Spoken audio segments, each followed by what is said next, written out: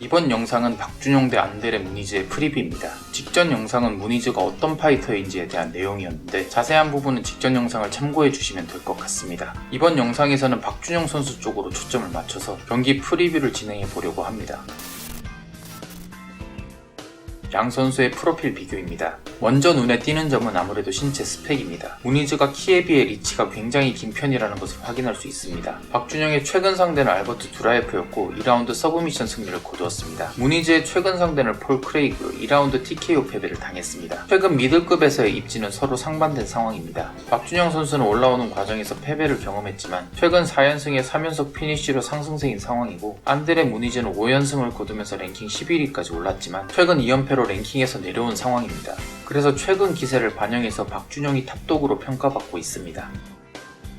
박준영의 경기 스타일을 정리하면 이렇습니다. 잽, 카프킥, 레슬링, 그리고 스텝입니다. UFC에 입성하던 시기부터 이 4가지를 주무기로 삼아온 파이터이고 계속 다듬고 강화시킨 결과가 현재의 박준영입니다. 시작할 때 거리를 중거리를 잡고 잽을 뻗어서 상대의 접근을 막은 다음 접근이 곤란한 상대가 원거리에 고정되면 카프킥을 날립니다. 이런 패턴이 반복되면 상대의 움직임이 묶여버리거나 답답해진 상대가 무리한 움직임을 주다가 체력적인 손해를 보는데 이때 레슬링을 사용해서 게임을 터트리는 운영을 합니다. 물론 애초에 레슬링이 우위인 경우에는 곧바로 레슬링 게임으로 넘어가서 상대를 제압하기도 합니다. 최근 몇 경기에서는 오펜스 그래플링 능력이 많이 올라와서 3연속 서브미션 피니시 승리를 거두기도 했습니다. 그런데 잽, 카프킥, 레슬링에서 확실히 우위를 점하지 못하더라도 스텝을 주면서 치고 빠지는 식으로 포인트 게임을 해서 판정승을 노리는 운영도 가능합니다. 에릭 앤더스전과 마크 안드레 바리우와의 경기에서 이런 방식의 승리를 거두기도 했습니다.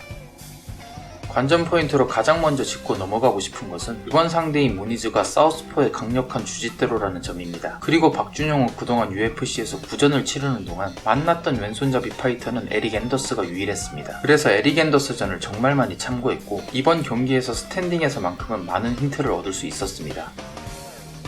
이번 경기에서 무니즈의 스탠스가 사우스포이기 때문에 박준영의 카프킥은 위력이 반감됩니다. 그리고 직전 영상을 보신 분들은 아시겠지만 박준영의 레슬링 게임도 무니즈가 먼저 지치기 전까지는 통하지 않을 겁니다. 그래서 최근 경기 스타일을 감안했을 때 박준영의 입장에서는 까다롭다고 느껴질 수 있습니다. 그런데 무니즈가 사우스포이기 때문에 앞손 잽 또한 위력이 반감될 거라고 생각할 수 있지만 의외로 이번 경기에서 박준영의 앞손은 자유로운 상황입니다. 코너 맥그리거나 더스틴 포이리에처럼 왼손잡이 타격가들은 상대의 앞손을 눌러주면서 견제하고 자신의 뒷손 타격을 맞추는데 집중하는 운영을 합니다. 그런데 무니즈나 앤더스처럼 그래플링 성향의 파이터들은 자신의 앞손으로 상대의 앞손을 견제해주기보다는 크게 휘둘러서 상대의 시선을 분산시키는 데 활용을 합니다. 그래서 앤더스전에서 박준영의 앞손은 자유로웠습니다. 그랬기 때문에 스탠스가 반대였지만 앞손잽이 통하는 경기를 했고 포인트 게임에서 상당히 중요한 역할을 했습니다. 이번 경기에서도 무니즈는 그래플링을 하기 위해서 접근하려고 할 텐데 잽 활용도가 높은 박준영의 앞손이 자유롭다는 점은 무니즈의 접근을 차단할 수 있는 무기라는 점에서 이번 경기를 관전하는 중요한 포인트 중에 하나입니다.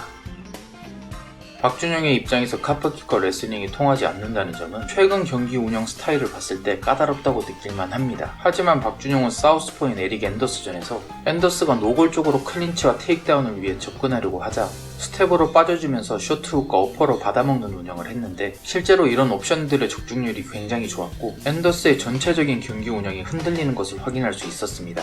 이번 상대인 무니즈는 상대가 뒤로 빠지는 것을 극도로 싫어합니다. 직전 경기에서 폴 크레이그가 노골 쪽으로 킥거리를 잡고 빠져버리자 2라운드에 그라운드에서 모처럼 상위 포지션을 잡고도 고의적으로 헤드버팅을 해버리는 감정 컨트롤에 실패한 모습을 보였습니다. 그리고 이 모습이 심판에게 그대로 들키면서 강제 스탠딩으로 전환, 이어진 장면에서 TKO 패배를 당하는 결정적인 역할을 하기도 했습니다. 스스로 경기를 내던져버릴 정도로 상대가 뒤로 빠지는 운영을 싫어합니다. 그리고 방금 언급했듯이 이번 경기에서 박준영의 잽이 유효한 만큼 무니즈의 접근을 막아주는 옵션이 하나 더 있는 상황입니다. 박준영이 이번 경기를 앞두고 어떤 운영을 준비해왔을지는 모르겠지만 앤더스전처럼 뒤로 빠지면서 받아먹는 운영을 했을 때 무니즈가 어떻게 접근을 할지도 이번 경기를 보는 포인트입니다.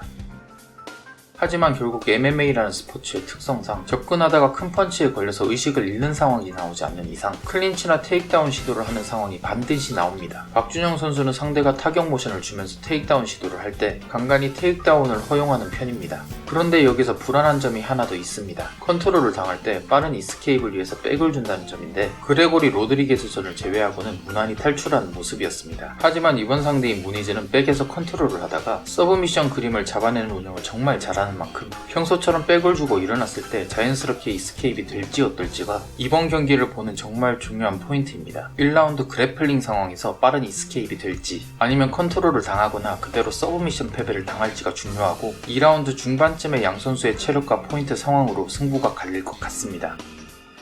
그 외의 변수로는 이번 대회의 경기장이 UFC 에이펙스라는 점입니다. 좁은 경기장인 만큼 압박을 당하기 쉽다는 점이 박준영의 입장에서는 불리한 요소라고 볼 수 있겠지만 사실상 무관중 경기장인 만큼 그래플링 공방을 벌일 때 코치의 조언을 듣기 쉽다는 점은 유리한 요소라고 할 수 있습니다. 그리고 무니즈의 긴 리치도 변수입니다. 무니즈가 타격 모션은 엉성하기는 하지만 리치가 길어서 생각보다 적중률은 괜찮은 편입니다. 브랜던 앨런이 복싱 싸움을 하다가 2라운드 중반까지 무니즈의 리치에 고전하기도 했습니다. 그리고 타격 모션이 큰 만큼 나중에 판정으로 갔을 때 영향을 줄 수 있습니다.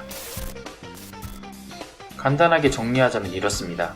박준영이 얼마나 효과적으로 무니즈의 접근을 차단할 수 있는지, 스탠딩 포인트 싸움에서 우세할 수 있는지, 그리고 무니즈의 그래플링을 2라운드 중반까지 막아낼 수 있는지입니다. 2라운드 중반쯤 양 선수의 체력과 포인트의 상황을 보면 이번 경기의 승패가 보일 것 같습니다. 물론 어디까지나 이 예상은 저의 개인적인 생각일 뿐입니다. 박준영 선수가 예상을 깨고 1라운드 초반에 타격으로 KO를 내거나 그래플링 공방에서 우세를 점하는 퍼포먼스를 보여준다면 내년에는 미들급 최상위 랭커와 경쟁하는 것을 보게 될 수도 있을 것 같습니다. 그러면 이번 영상은 여기까지입니다. 시청해주셔서 감사합니다.